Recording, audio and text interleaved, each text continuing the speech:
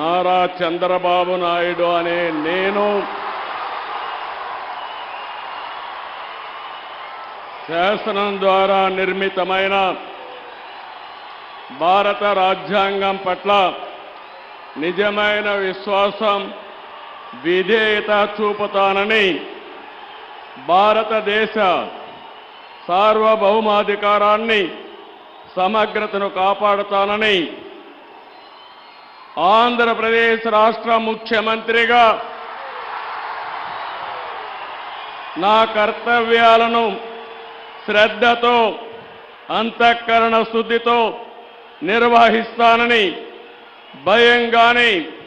పక్షపాతం గాని, రాగద్వేషాలు గాని లేకుండా రాజ్యాంగాన్ని, శాసనాలను అనుసరించి ప్రజలందరికీ న్యాయం చేకూరుస్తానని దైవ సాక్షిగా ప్రమాణం చేస్తున్నాను.